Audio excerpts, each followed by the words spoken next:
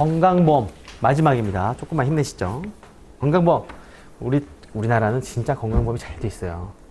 전 세계적으로 정말 잘 돼 있다고 평가받고 있는 제도 중에 하나입니다. 저희 아프면은 본인 부담금 정말 조금 내잖아요. 가끔 감기 걸려서 가면은 뭐 몇천 원밖에 안 내잖아요. 약까지 하면 10,000원 정도? 외국은 그렇지 않대요. 엄청 많이 낸대요. 그러니까 보험료를 많이 냈죠. 우리 이번에 코로나 때문에 건강보험공단에서 돈을 많이 썼죠. 그래서 보험료가 올랐어요. 보험료가 지금 계속 오릅니다. 네. 그 상호주의 말씀드릴 때 건강보험 얘기를 또 안 드릴 수가 없는데, 외국에서 이렇게 와서 우리나라에서 이제 치료받고 네, 있습니다. 우리나라 건강보험이 잘 돼 있으니까 일부러 한국 와서 치료받고 하시는 분도 있고요. 특히 이제 외국에 나가 계신 분들, 우리나라 국민인데 뭐 중국이나 미국에서 근무하시는 분들이 아프다, 건강검진을 받고 싶다 그러면 한국을 다시 들어옵니다. 한국에서는 건강검진이 세계 최고라고 합니다. 다 이렇게 한번 보셨죠? 이렇게 막 하는 거. 외국에서는 그게 엄청 비싸대요. 그렇게 하는 병원도 없고, 우리는 막 착착착착 돌아다니면 한 뭐 반나절 만에 다 하잖아요. 그런 것들. 국민건강보험에서 하는 사업들입니다. 그리고 뭐 특징이 자꾸 뭐 제일 무서운 애들이 건강보험공단. 징수를 하는 애들이잖아요. 얄짤없이 압류를 거는 친구들이에요. 건강보험이 안 내면은 바로 날라오고 바로 압류 걸고, 하여튼 여기서 고지서 받으면 무섭습니다. 건강보험공단은 일을 아주 빡세게 하는 공단이고요. 연금은 아예 막 슬렁슬렁하게 그거 안 내도 돼 이렇게 하는 거고, 건강보험공단은 아주 빡세게 일을 하십니다. 그리고 여기까지. 여기는 좀 간단해요. 직장가입자하고 지역가입자하고 피부양자, 이 딱 세 개밖에 없습니다.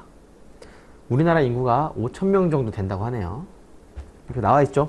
보면은 직장가입자가 한 38%, 지역가입자가 28% 정도가 되거든요. 33%가 피부양자. 피부양자는 뭐예요? 뭐 경제적 능력이 없으신 분들을 내가 부양한다. 내가 이 집에 안에 가장이고 내 아들은 피부양자겠죠. 이런 분들이 피부양자입니다.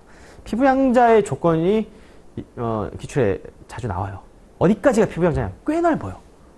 경제활동을 하지 않고 있는 나의 엄마, 아빠, 와이프의 엄마, 아빠와 뭐 아들과 직계 존속과 비속까지 다 웬만큼은 다 받아줍니다. 우리 장모님도 받아주고 다 받아줍니다. 네, 지역가입자는 뭐죠? 직장가입자가 아니라 지역가입자는 네,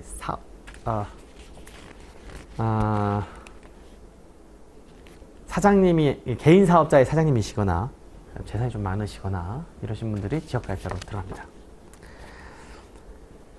자, 보험료는요, 보수월액 보험료, 직장가입자가 보수월액 보험료가 있고, 직장가입자가 소득월액 보험료가 있고, 지역보험료가 있습니다. 이게 여러분, 저도 이거 최근에 느낀 건데,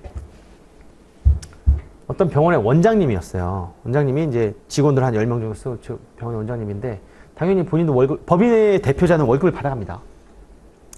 개인 사업자의 대표자는 월급 안 받아요. 월급 개념이 없어요. 개인 통장이 뭐 자기 통장이고, 그런데 법인의 대표자는 월급 근로자랑 똑같이 봐요. 세법상 급여를 받아갑니다. 법인에서. 그래서 법인의 대표자 같은 경우는 보수가 책정이 되어 있고, 거기서 보수월액 보험료를 내는데 뭔가 보험료가 엄청 나온 거예요. 뭔가 모르는, 그게 바로 소득월액 보험료라는 게 있습니다. 이게 뭐냐? 이 사람이 이제 막 주식이나 부동산이나 뭐 이런 다른 소득이 있으면 거기에 또 보험료 또 때려요. 그러겠죠? 그래서 그런 것들이 소득월액 보험료다.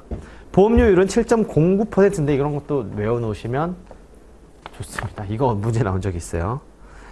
장기 요양 보험료율까지는 좀 그렇죠. 9.9082%. 이게 보시면 근로자랑 회사랑 반반 부담, 공무원은 회사랑 국가가 반반 부담, 사립학교 교원은 선생님이랑 그 교장이랑 국가랑 이렇게 나눠져 있습니다. 이렇게 보험료 부담이 나눠 있다는 거. 사립학교 교원. 그리고 뭐 경감률 다 건강보험공단에 있는 겁니다. 이게 되게 웃긴 게 휴직자 경감 이런 게, 휴직자 경감, 만약에 육아휴직을 썼어요 근로자가, 그러면은 휴직하는 동안은 무급이죠. 회사에서 돈 안 나갑니다. 대신 육아휴직 급여라고 해서 고용보험에서 돈을 일부 받아요. 고용보험 꽤 많이 받죠. 4대 보험은 어떻게 됩니까?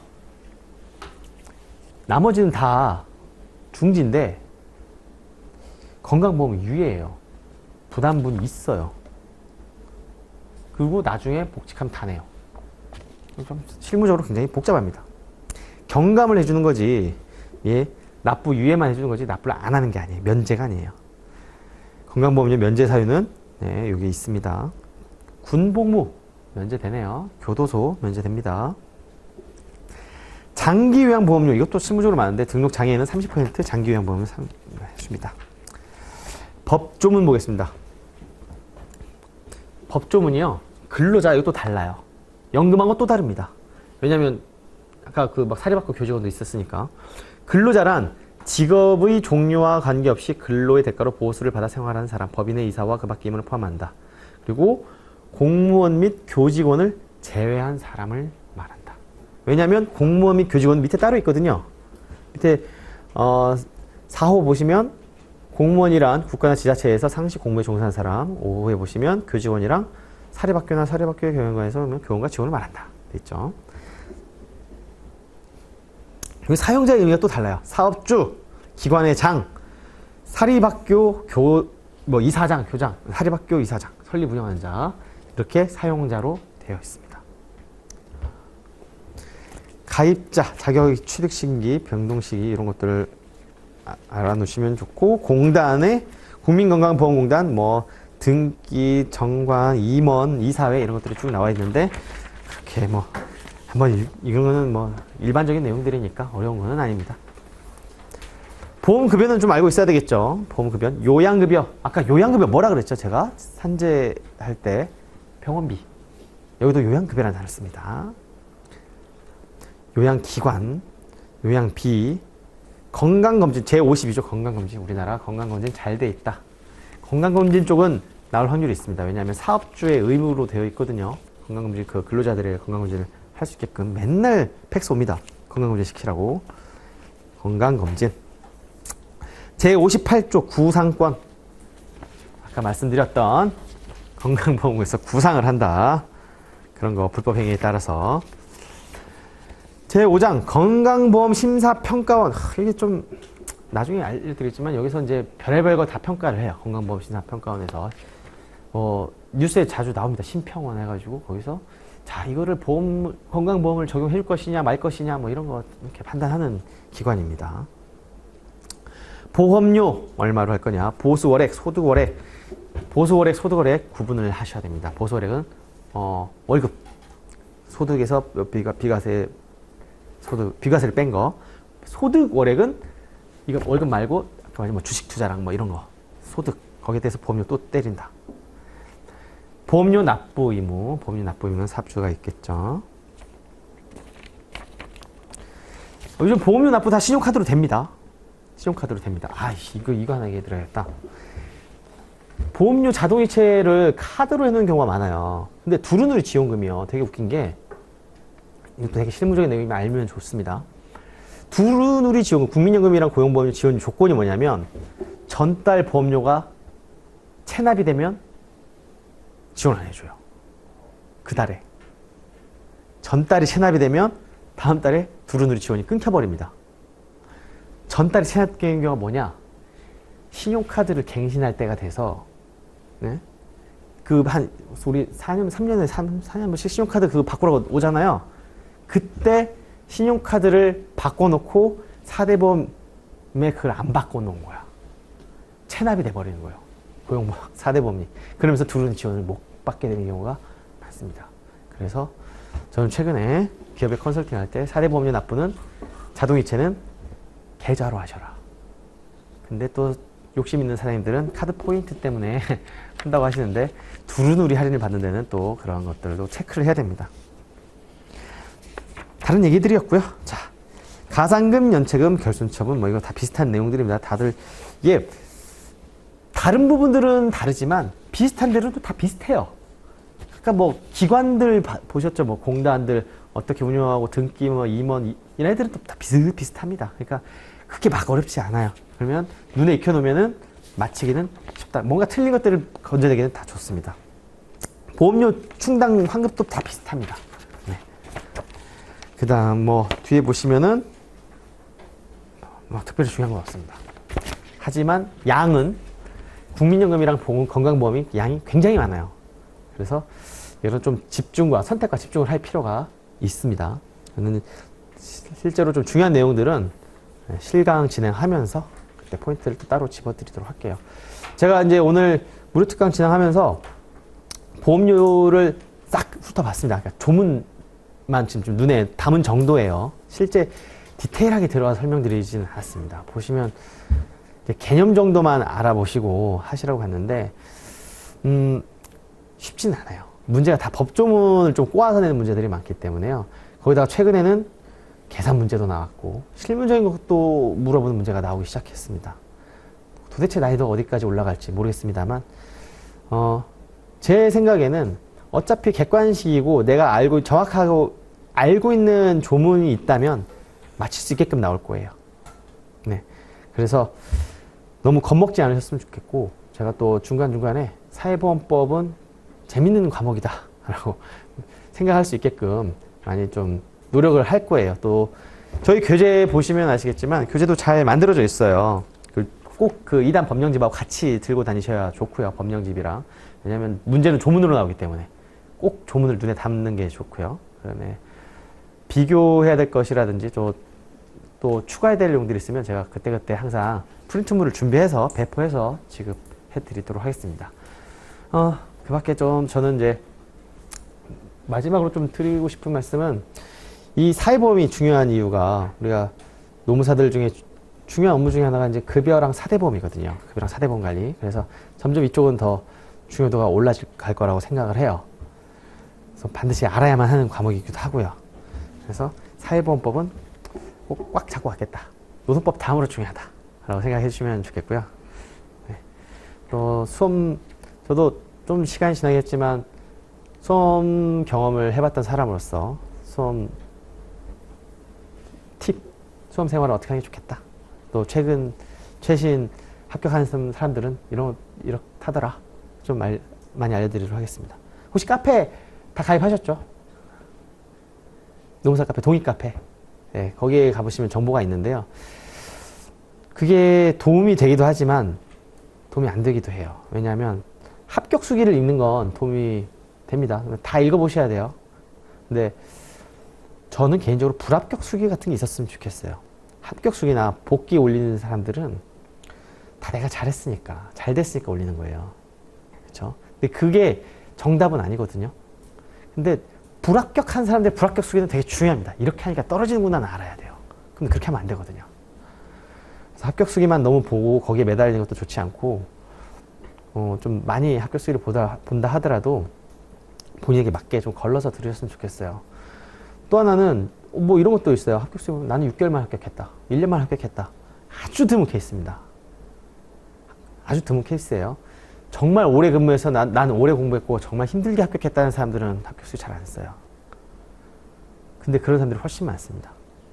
어렵게 공부하신 분들이 정말 많아요. 7년, 8년 하신 분들도 있어요. 네. 그래서 그 동의 카페에 올라온 합격 수기는 전부 다 믿지 않으셨으면 좋겠고, 실제로 너무 짧게 공부하신 분들은 정말로 운이 좋으신 분들. 또 수업 얘기를 하자면 또 어느 정도 공부를 해야 합격하느냐, 머리가 좋아야만 합격할 수 있느냐, 이런 것들도 많이 물어보시는데 제 생각에는 머리랑은 큰 상관이 없고요. 여기 이 수업을 듣고 계시거나 오고 계신 분들이라면 어느 정도 공부는 할 줄 아니까, 하는 방법은 아니까 오신 거라고 생각을 합니다. 뭐 대학교를 좋은 데 나와야만 되냐? 전혀 그런 것도 없어요. 노무사들은 그런 것도 없습니다. 일단 합격만 하면은 학벌은 그렇게 중요하지 않은 것 같고요. 정말로 다양해요. 합격했으면 학교를 보면 지방도 굉장히 많습니다. 서울, 인서울만 있는 거 아닙니다. 머리보다는 저는 그 시간이 더 중요하다고 봐요. 시간. 내가 시간을 얼마나 확보할 수 있느냐. 그래서 대학생분들이 많이 하는 거예요. 시간을 충분히 확보하고 확실하게 공부를 하거든요. 집중을 해서. 근데 직장인분들이라면 내가 하는 시간을 확보할 수 있는 직업인가를 고민을 하셔야 돼요. 그건 뭐 아까 오프 더 레코드로 말씀드렸지만 딱 집중할 수 있게 한 3년 동안 내가 다 단절하고 공부에만 집중하겠다. 그 정도 각오는 돼 있으셔야 됩니다. 나는 친구들하고 술도 마셔야 되고 결혼식도 가야 되고 경주사는 무조건 가야 되는 사람이다. 그럼 좀 힘들어요. 그런 각오 정도는 욕먹을 각오가 있어야 됩니다. 또 물론 주변의 지지, 가족들의 지지도 필요하고요. 그런 게 없으면 더 힘들죠. 네. 그리고 여러 가지 상황을 고려하셔가지고 수험을 준비하시길 바라겠고요. 기회가 된다면 또 다음에 여기서 뵙도록 하겠습니다. 뭐 영상을 끄고 질문을 받도록 할까요? 아니면 영상 돌릴까요? 일단 돌리고 해볼까요? 질문 있으시면 질문 받도록 하겠습니다.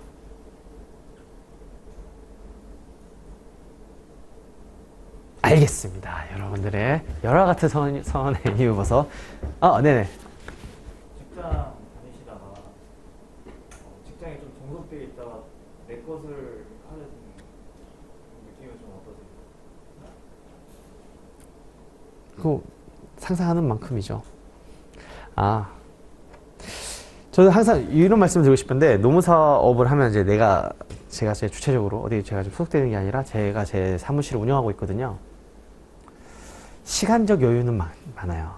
하지만 경제적 여유는 없습니다. 업무 자체를 내가 마음껏 내 시간을 조절해서 할 수가 있어요. 9 to 6가 아니라 주말에 하고 평일에 쉴 수 있고요. 내가 뭐 10시에 일하고 밤늦게 할 수 있고 제 마음대로 할 수 있습니다. 물론 고객사들을 대응하는 거는 대부분 이제 워크 타임에 하긴 하지만 그 밖에 제가 해야 되는 업무들은 내가 주체적으로 조율할 수 있다는 점. 아주 그 점으로 만족하죠. 무엇보다 뭐 출퇴근 의무도 없고요. 왜냐면 노트북이랑 전화기만 있으면 어디서든지 일할 수 있습니다. 실제로 그렇게 하시는 노무사님들도 많고요. 아주 자유로운 직업 중에 하나입니다. 하지만 노무사를 땄다고 해서 끝이 아니더라고요. 계속 공부를 해야 됩니다. 물론 다른 자격사도 마찬가지예요. 세무사님들도 세법 엄청 개정이 돼요. 매번 공부를 해야 되는 거고 변호사도 마찬가지고 다른 자격사도 마찬가지입니다만 저희도 이걸 땄다고 해서 끝이 아니라 계속 공부하고 새로운 법률, 새로운 판례 계속 습득을 해야 됩니다. 그러지 않으면 도태되기가 쉬워요. 그리고 업역 같은 경우도 나중에 말씀드릴 굉장히 많아요. 굉장히 산재만 하시는 노무사님들 있고 강의만 하시는 노무사님들 있어요. 컨설팅만 하시는 노무사님들도 있고 다 아는 노무사들도 있고 굉장히 다양합니다. 근데 뭐가 더 낫다? 이건 모르겠어요. 그는 이제 노무사님들의 선택 사항인 것 같아요. 노무사 되고 나시.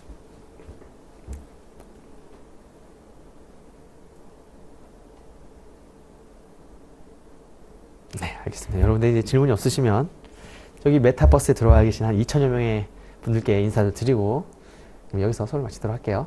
감사합니다. 네.